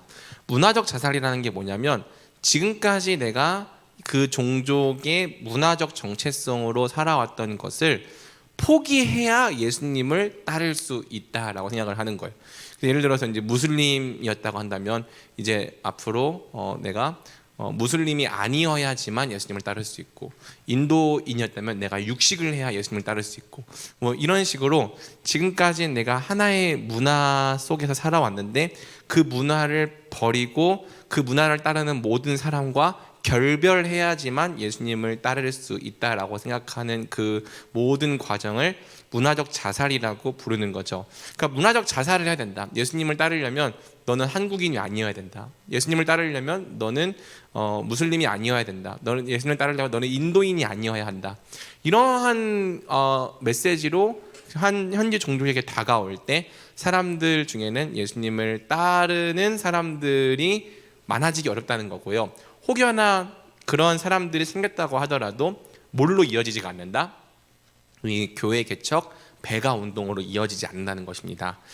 그래서 이제 이 빼내기라고 하는 전도 방법에 대해서 얘기가 나옵니다. 빼내기식 전도로 생긴 교회는 그리스도의 삶과 메시지를 가지고 종족 집단 전체에 스며들 수 없다. 빼내기란 건 뭐냐면 이러한 사회 집단이 있다면 여기 있는 사람들을 이렇게 빼와서 하나의 이 교회를 만드는 거죠. 너 부모님이랑도 살지 말고 너 형제자매랑 살지 말고 우리랑 살아. 그래서 이렇게 센터에 모아가지고 센터에 이제 데리고 사는 거죠. 그럼 이제 여기에 사는 사람은 이 선교사가 갖고 있는 이 그리스도 이 기독교 형태의 문화로 예수님을 믿게 되겠지만 이 상태가 오래되면은 더 이상 이 문화적 정체성이 완전히 달라져서 원래 자기가 살고 있던 문화 속으로는 들어갈 수 없는 형태가 되는 겁니다. 그래서 빼내기는 개인이나 가정에서 그리스도를 따르려면 자기 가족이나 문화와 결별하라고 요구하는 거죠. 그래서 빼내기는 선교사와 지역교회가 회신자들을 이국적 혹은 기독교적 하부 문화로 끌어들이려 할 때 일어난다는 거예요. 그래서 이 사람들이 이 문화 안에 속해서 예수님을 따르게 하지 않고 빼내서 내가 이제까지 알아왔던 기독교 문화에 맞는 사람으로 바꾸려고 할 때 뭐가 일어나지 않는다? 복음으로 말미암은 교회 개척 배가 운동이 일어나지 않는다는 것입니다. 이것도 사실 우리 한국교회 선교가 많이 실수해 왔던 부분이기도 해요. 현지인들을 그 현지 문화 속에서 예수님을 따르게 하지 않고 빼내서 내가 데리고 있는 거죠. 그러면 실제로 어쨌든 데리고 있는 사람들이 많아지면 한국 교회 보고할 때도 내가 이만큼의 선교를 하고 있다. 그럼 실제로 와서 한국에서 사람들이 단기 선교로 왔을 때 이 사람들이 빼내서 데리고 있으니까 뭔가 선교의 열매가 있는 것처럼 보이지만 문제는 이렇게 빼내서 선교사님의 이 형태로 기독교화 시킨 사람들이 자기 문화로 들어가서 자기 문화에 맞는 형태로 영향력을 끼치지 못한다는 거예요. 그래서 이러한 부분들에 대해서 좀 고민이 필요한 것입니다. 교회 개척자들은 회신자들이 자기 동족 안에 계속 머물러 있도록 격려를 해야 합니다. 새로운 교회의 모든 교인에게 친척들과 긴밀한 접촉을 유지하도록 권면을 해야 한다는 거죠. 그래서 이제 지금 여러분 120쪽에 보면은 레베카 루이스라고 하는 사람이 이제 제시한 예수님을 따르는 길에 대한 그림이 있어요. 이 그림이 굉장히 중요한 거죠. 하나님 나라가 있는데 맨 처음에 예수님께서는 누구에게 복음을 전했습니까? 유대인들에게 복음을 전했어요. 그래서 유대인들이 다 하나님 나라에 들어가진 않겠지만 유대인들은 자기 문화에서 예수님 믿겠다고 결정하면은 하나님 나라에 바로 들어갈 수 있었죠. 근데 자, 지금 우리가 사도행전을 배우고 있는데 사도행전에서는 유대인만 예수님 믿는 게 아니라 또 어느 민족들이 있죠? 이방인들이 있단 말이에요. 이방인들이. 유대인. 그러면 자, 이방인들이 하나님 나라에 들어가는 방식이 두 개가 있을 수 있다는 거죠. 바로 하나님 나라랑 들어가는 거랑 유대교가 돼서 들어가는 거. 그러니까 지금 사도행전 15장에서 우리가 보게 될 텐데 사람들이 이방인에게 요구하는 게 뭐냐면 구원을 받으려면 너희가 똑같이 할례를 받고 유대교의 관습과 문화를 지켜야 한다는 겁니다. 그렇지 않고서는 너희가 구원을 받을 수 없다는 거죠. 그러니까 이방인들에게 하나님 나라에 들어가는 길을 유대인이 돼서 하나님 나라에 들어가라.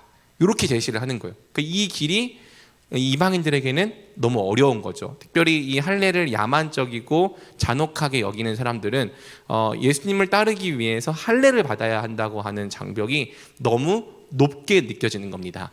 자, 그런데 바울은 이방인들에게 할례를 받지 않고서도 예수님을 믿을 수 있는 길을 제시했죠. 그러니까 하나님 나라에 들어갈 수 있는 길을 제시했죠. 그게 무엇입니까? 예수님을 믿는 거예요.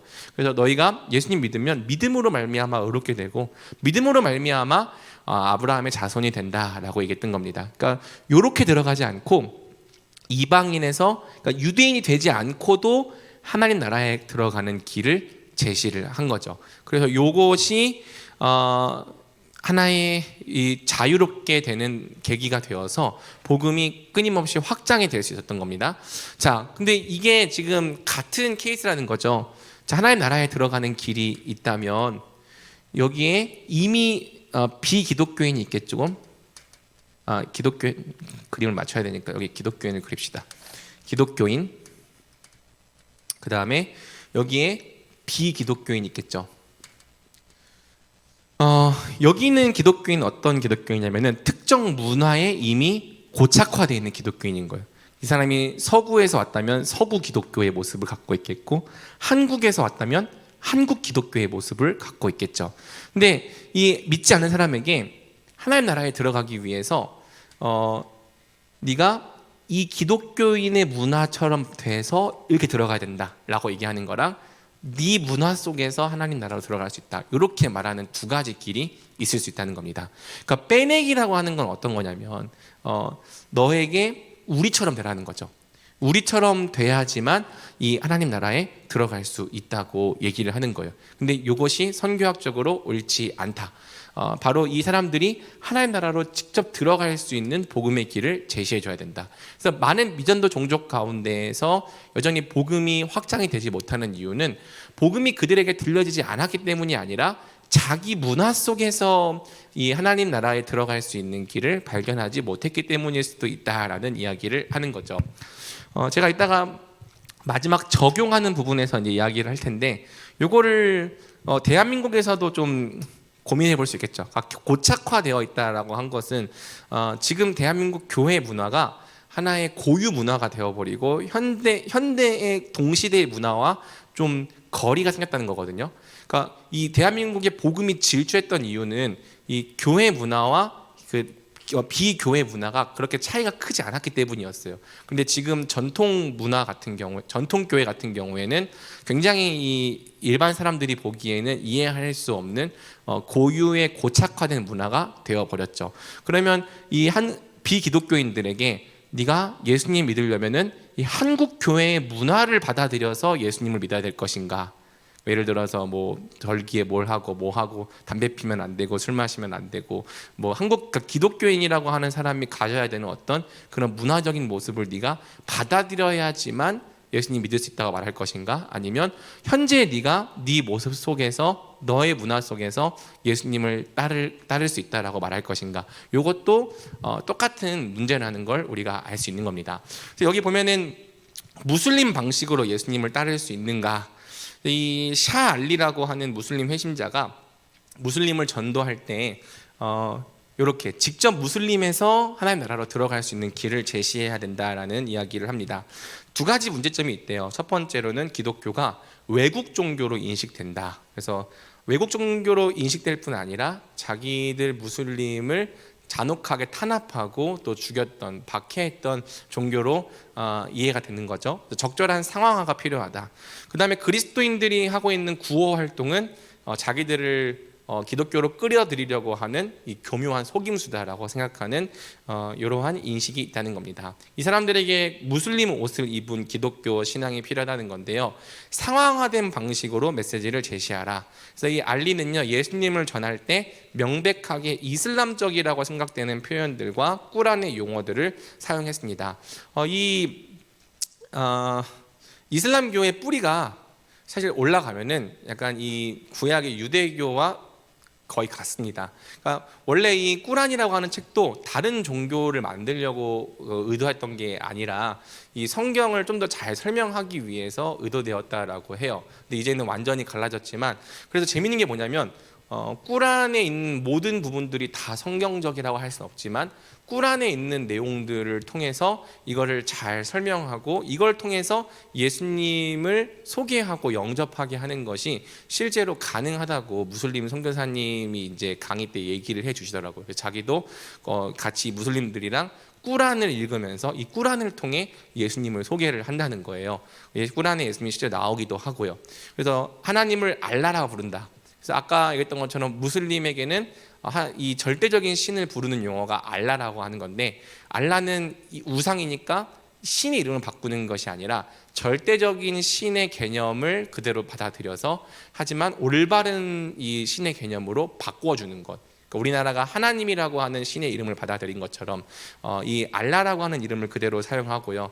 또 이제 복음서를 인질이라고 부르는데 인질이라고 부르는 이 무슬림의 신앙 용어를 그대로 사용했다라는 거죠. 그 다음에 이제 메신저들은 공동체와 계속 접촉하고 동일시하라. 그래서 비무슬림 사역자들을 믿을 만한 메신저를 받아들이지 않는답니다. 그래서 어떻게 하냐면 이미 회심한 무슬림 출신 사역자들이 무슬림 사람들에게 효과적으로 전도를 할 수 있는데, 재미있는 것은 회심한 사람들이 여전히 자신을 무슬림이라고 부른다는 거예요. 그러니까 이게 재미있는, 그러니까 빼내기식이라고 하면은 저는 이제 회심했으니까 무슬림이 아닙니다라고 말하겠죠.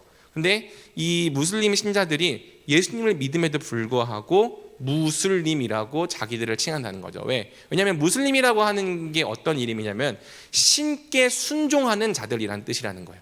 그러니까 그 이슬람교 사람들은 자기들이 이제 생각하는 그 알라라고 하는 신에게 순종한다는 의미에서 무슬림을 사용한다면 기독교로 회심한 무슬림 신자들은 아들을 주신 그 하나님께 순종한다는 의미에서 여전히 자기들을 무슬림이라고 칭한다는 거죠. 그래서 사람들한테 복음을 전할 때도 너 무슬림이야? 나도 무슬림이야. 같은 무슬림이라고 하는 정체성으로서 이 예수님을 소개를 한다는 거예요. 뿐만 아니라 이제 이 모이는 것도 이제 우리에게는 교회가 있다면 무슬림에는 뭐가 있죠? 모스크가 있는데 그 모스크 안에서 또 복음 활동을 한다는 겁니다. 마치 바울이 사도행전에서 복음을 전할 때 주로 어디에 가서 맨 처음에 복음을 전하죠? 유대인 회당에 가서 복음을 전했던 것처럼 이 모스크 안에서 이렇게 예수님을 전하고 이제 그것이 이 예수님을 따르는 사람들이 가득한 모스크가 됐다면은 그것을 교회라고 부르지 않고 메시아 모스크라고 부르기로 했다는 거예요. 그러니까 여러분 이해가 됩니까? 지금 무슬림에서 서구적 기독교인이 되지 않고 무슬림 자체에서 예수님을 따르는 길을 지금 설명을 하고 있는 거예요. 그러면서 예수님을 어떤 분으로 소개를 하냐면은 무슬림은 이교도야, 악한 문화야라고 정죄하는 분으로 예수님을 소개하는 것이 아니라 하나님께 순종하는 자들이라고 하는 이 무슬림이라고 하는 의미를 진정으로 완성하는 분이라는 의미에서 예수님을 소개한다는 거예요. 성경적인 근거는 뭐냐? 유대인들은 자신들을 기독교인이라 생각 안 했습니다. 유대인들은 거의 물론 나중에는 그게 갈라지긴 했지만 적어도 1세기 동안의 유대인들은 자기들이야말로 진정한 의미에서의 유대인들이라고 생각을 했어요. 예수님은 우리를 다른 이교도로 만드시는 분이 아니라 우리가 이제까지 믿어왔던 조상들의 믿음을 진정으로 완성하시는 분이라고 생각을 했던 거죠. 그래서 예수님을 믿는 신앙까지 받아들인 자기들이야말로 완성된 유대인이라고 생각을 했다는 거예요. 물론 나중에 가면 이제 개신 기독교라고 하는 새로운 종교로 분리되긴 했지만 어쩔 수 없이, 그렇지만 처음에 이 사도행전에 등장하는 이 사도들의 모습만 봐도 자기들을 완성된 유대인이라고 생각하는 경향이 있죠. 마찬가지로 이 무슬림 속에서도 예수님을 무슬림을 정죄하고 파괴하시는 분이 아니라 자기들의 신앙을 올바른 진리로 완성하시는 분이라고 생각을 하게 만들었다. 그래서 이 무슬림의 문화 속에서 예수님을 따르도록 길을 제시할 때 수많은 무슬림들이 하나님께로 돌이키는 길을 보았다라고 이야기를 하는 겁니다. 이거에 대한 건 사실 고민이 있어요. 완성에 대한 생각이 다른 종교 전통에서도 적용될 수 있을까? 예를 들어서 힌두에서 할 때 예수님을 진정한 이 열반에 이르게 하시는 분으로 이런 식으로 적용할 수 있을까? 그러니까 쉽지 않은 부분들이 있습니다. 자칫 잘못하면 혼합주의적인 기독교를 만들어내거나 아니면 모든 종교에도 구원의 길이 있다고 말하는 다원주의로 삐끗해 버릴 수 있는 위험성을 갖고 있습니다. 그렇지만 잘 점검하고 분별하면서 이교적인 것들을 배제하고 또 그 안에 올바른 성경적인 길을 제시할 때 그 문화를 떠나지 않고 그 문화 속에서 예수님을 따르는 길이 나타날 수 있다는 거고요. 그 길이 생기는 순간 아까 말했던 것처럼 교회 개척 폐가 운동이 질주할 수 있다. 이것이 마지막으로 가르치는 전략적 관점인 거죠. 이게 왜 중요하냐? 자, 결론 및 적용 마지막으로 봅시다. 첫 번째는 부흥에 대한 이야기예요. 기독교 역사상 교회의 부흥은 교회가 급속도로 증식하는 교회 개척 폐가 운동과 이미 세워진 교회가 새로워지는 교회 갱신 운동으로 일어났다. 우리는 두 가지 형태의 부흥을 다 소망하되 특별히 선교 과업의 완수를 위해서는 각 종족마다 교회 개척 폐가 운동이 일어나기를 기도해야 한다. 부흥은 절대 허구나 상상 속의 이야기가 아니며 오늘날에도 여전히 벌어지고 있는 실제다. 그러니 부흥을 위해 기도하고 특별히 미전도 종족들 가운데 하나님께서 부흥을 허락해 주시길 항상 기도하는 우리가 되자. 우리가 갔다 왔던 L국에도 이 교회 개척 폐가 운동이 일어나면 좋겠죠. 그러니까 실제로 가능하다는 겁니다. 중국에서는 정말 중국에서 벌어진 이 교회 개척 폐가 운동은 정말 우리나라에서 일어났던 부흥을 어쩌면 뛰어넘을 수 있을 정도로 순식간에 30년 만에 1억까지 늘어났으니까요. 참 대단한 운동인데 이러한 부흥을 위해서 우리가 기도하자. 두 번째는 교회 개척 배가 운동은 하나님의 역사지만 이 운동의 성공과 실패를 좌우하는 중요한 역할을 하나님 누구에게 맡기셨다? 그리스도인들에게 맡기셨다. 그러기 위해서 우리가 뭘 어떻게 하냐가 되게 중요하다는 거예요. 교회가 무엇인지를 알아야 된다. 살아있는 유기체라는 것, 그리스도를 위해 존재해야 한다는 것, 그 다음에 마땅히 열매를 맺고 배가하도록 의도되어 있다는 것. 이러한 운동은 생명을 낳을 수 있는 제자가 세워질 때, 그리고 모든 사람이 그리스도의 명령에 순종하고자 할 때 일어날 수 있다. 이것은 선교지에만 해당하는 일이 아니라 오늘날 우리 한국 교회에도 똑같이 해당되는 일입니다. 그래서 우리 교회가 이것도 같이 생각해보자. 모든 것을 목사 한 명에 의존하는 연약한 공동체가 되기보다는 성도 한 사람 한 사람이 다른 사람을 세울 수 있는 강한 공동체로 자라가자. 신앙생활의 목표를 우리 자신의 번영과 성공에 놓기보다는 그리스도께 순종하는 것에 놓도록 하자. 각 사람이 모두 생명을 품을 수 있는 성숙한 제자가 될 때, 또 모두 함께 그리스도의 지상 명령에 순종하고자 할 때 교회는 세상이 감당할 수 없는 놀라운 능력으로 배가할 것이다. 자, 마지막 전방교회 개척에서 가장 중요한 것 중 하나는 사람들로 하여금 문화적 자살 없이도 예수 그리스도를 따르는 길을 적절하게 마련하는 것이다. 교회를 세우는 방식이 사람들을 빼내서 완전히 이국적인 신자를 만들어내는 것이라면 그 교회에 속한 신자는 자신이 속한 문화권 안에서 어떤 영향력도 끼칠 수 없다. 사람들로 하여금 자기 문화를 떠나지 않고 문화 속에서 예수님을 따르게 해야 한다. 하나님 나라에 속하는 것은 정형화된 기독교 문화를 받아들이는 것이 아니라 복음을 받아들이는 것임을 분명히 알게 해야 한다. 자, 여기까지는 오늘 배운 내용인데 요거를 한번 여러분과 같은 청년들에게 적용을 해보자는 거죠. 오늘날 대한민국의 청소년들에게 기독교인이 된다는 것은 어떤 의미인가? 이것은 자신의 문화를 떠나 완전히 새로운 문화를 받아들여야 한다는 의미인가? 아니면 자신의 문화 속에서도 예수님을 따를 수 있다는 의미인가? 만약 사람들의 눈에 비춰지는 정형화된 문화적 그리스도인이 되지 않고서도 예수님을 따를 수 있는 길이 청년들에게 적절하게 제시될 수 있다면 어떤 운동이 일어날 수 있겠는가? 한국 교회의 다음 세대에는 미래가 없다고 말하는 이 시대라 할지라도 선교적인 관점으로 바라본다면 여전히 길과 소망이 존재한다. 여러분들은 다 우리 대전중앙교회 내부자들이 지금 많죠. 보니까 하나, 둘, 셋, 넷, 다섯, 한 6명 정도는 내부자인데 그 내부자로 자라왔으면 이 문화가 예수님을 믿지 않는 사람들이 들어와서 볼 때는 좀 이상할 수 있다는 것을 거의 인지하지 못합니다. 다른 교회에서 온 친구도 어느 정도 인지할 수 있겠지만 그 교회 역시 전통적이었다면 들어와서도 똑같이 이게 기독교니까 그렇게 생각할 수 있는데, 사실 이 바깥에 있는 이 비그리스도인들, 교회를 한 번도 접해본 적이 없는 사람이 이런 대한민국 교회에 왔을 때 이 교회, 우리 갖고 있는 이 문화들이 굉장히 이질적으로 보이고 또 예수님 믿는다는 것이 이런 문화를 받아들여야 하는 뜻이라면 나는 예수님 믿는 걸 못할 것 같아라고 말하는 반응을 만들어낼 수 있다는 거죠. 그래서 오늘날의 이 많은 교회들에서 청년부가 자꾸 사라지고 있는 이유가 뭐냐면 요즘 청년들은 믿음이 없어, 이게 문제가 아니고요. 지금 그 교회가 갖고 있는 문화가 딱히 청년들에게 적합하지 않은 것일 수 있는 거예요. 그리고 그 청년들이 기독교인이 되려면은 그 교회가 갖고 있는 전통을 따라야 돼. 그렇게 길을 제시한다면은 그 전통을 받아들이면서 교회로 들어올 수 있는 길이 없을 수 있는 거죠. 반면에 오늘날에는 그럼에도 불구하고 계속해서 청년들을 위한 새로운 형태의 교회들이 개척이 되고 있습니다.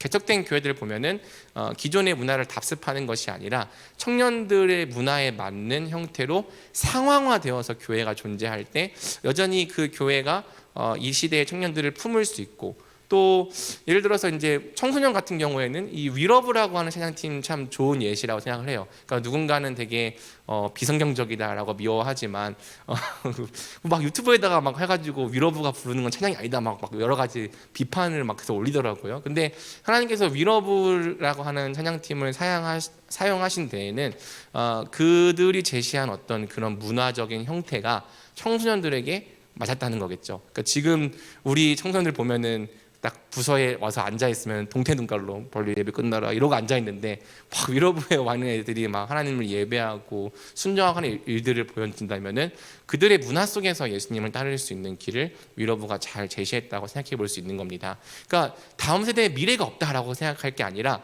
그냥 다음 세대는 다른 종족이다라고 생각을 해버려야 되는 거고요. 다른 종족이다라고 한다면 어떻게 생각을 해야 되냐면 어떻게 전방교회 개척을 할 수 있을 것인지, 그들에게 어울리는 피원교회를 세울 수 있을 것인지를 고민해 봐야 되는 거고, 여전히 그 다음 세대에게 어울리는 형태의 교회를 세울 수 있다면 그 교회를 통해서 다음 세대가 하나님께 돌아올 수 있는 길을 적절하게 마련할 수 있는 거죠. 이게 사실은 제가 여러분들과 PSP를 나누려고 했던 이유인 겁니다.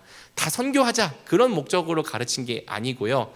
지금 다음 세대는 갈수록 줄어들고 있고 예수님을 따르는 청년들도 사라져가고 있는데, 대체 이 사람들을 어떻게 예수님께로 인도할 것인가에 대한 부분들을 우리가 좀 같이 고민해 보자는 거죠. 그러니까 뭐 자꾸 사설이 길어지는 것 같긴 하지만은 그냥 그런 거죠. 이거 녹음하면 안 될 것 같긴 한데 잘라야 될 것 같긴 한데, 술 마시는 게 괜찮은 교회 있으면 안 될까? 청년들한테 한번 고민을 해보는 거예요. 왜냐하면 저 교회 다니면은 술 마시는 것 때문에 교회를 못 다녀. 근데 사실 술 마시고 안 마시고는 복음을 예수님 따르는 것과는 아무 관련이 없는 부분이거든요. 술 취하지 말라는 명령이 있긴 하지만, 또 이 명령 얘기 듣고 목사님이 술 마셔도 된대, 그러면 우리 교회 문화에서는 안 됩니다. 근데 아예 그런 사람들을 위해서 그냥 적당하게 술을 또 마실 수 있는 문화를 갖고 있는 교회, 그러니까 아예 그냥 새롭게 짓는 거죠. 그 다음에 담배 피는 것도 가능한 교회. 좀 이상한 교회긴 한데, 근데 실제로 이 미국에서는 웨스터민스터 신학교, 이 가장 보수적인 신학교 안에도 흡연실이 있고 뭐 맥주 한 잔 마시고 담배 피는 게 너무 당연한 문화인 교회도 존재를 합니다. 왜냐하면 그들 문화에서는 이 담배 피고 술 마시는 게 죄가 아니거든요. 우리가 아는 그 가장 유명한 설교의 황태자라고 부르는 스펄전 목사님은 꼴초였습니다. 우리나라의 이 지금 기독교가 지금 고착화된 것 중에 하나는 우리 대한민국의 어떤 이 술 문화나 이런 것들이 너무 좀 과하고 이런 면이 있어서 선교사님들이 금지시킨 면이 있다고 해요. 그거 플러스 불교 문화가 좀 왔습니다. 불교의 어떤 그런 이 금주 어떤 이런 문화들을 또 이제 받아들이는 걸 통해서 이 종교인들은 술 마시면 안 되고 이런 거 하면 안 되라고 하는 게 우리 안에 상황화된 거예요. 그런데 지금 청년들 중에서 그런 것 때문에 예수님을 따르지 못하고 있다고 말한다면, 너 술 끊기 전에, 담배 끊기 전까지는 우리 거룩한 공동체에 들어올 수 없어라고 말한다면, 아까 말했던 건 요 그림이 되는 거죠. 이 기독교 문화를 받아들이지 않고서는 하나님께 들어올 수 없는. 근데 사실 당장 술 끊는 것보다, 당장 담배 끊는 것보다 그 자리에서 예수님 믿는 게 더 중요하거든요. 그리고 예수님을 믿다 보면은 어느 순간 술에 대해서 절제하기도 하고 담배를 끊기도 할 텐데, 지금 우리가 제시하고 있는 복음은 너가 예수님을 따라야 된다 보다는 이 교회의 문화를 받아들여야 한다라는 형태가 더 강할 수 있다는 거예요. 여러분, 우리 녹화된 거 보는 친구들도 오해하지 말, 그냥 상상해 보자는 거예요. 그래서 아예 지금 대전중앙교회 같은 전통교회가 그런 역할을 해줄 수 없다면, 그런 지체들을 좀 잘 이렇게 끌어줄 수 있는 아예 새로운 문화로 짓는 그런 교회가 만약 있다면 좀 더 청년들이 예수님께 돌아오게 하는데 도움이 될 수 있지 않을까. 이 부분 삭제해야 되나? 네, 여러분, 제 취지가 이해가 됩니까? 그래서 그러니까 완전히 좀 획기적이더라도 이 선교사님들이 그 종족에 적합한 교회를 만들기 위해서 진짜 치열하게, 때로는 자기의 고정관념을 깨기까지 고민하는 것처럼, 우리도 뭐 진짜 술 마시고 담배 피는 거는 그 예시가 그거는 이제 아니더라도 한번 어떻게 우리가 갖고 있는 부분들 중에서 이 특별히 새신자들, 아예 불신자들이 들어올 때 좀 깼으면 하는 부분이 무엇일까 고민한다면 여전히 전도하고 사람들을 끌어안을 수 있는 길들이 있을 거라고 생각을 하는 거죠. 같이 기도하면서 고민을 해보면 좋을 것 같습니다. 자, 기도하고 마치겠습니다. 사랑해 주님, 감사합니다.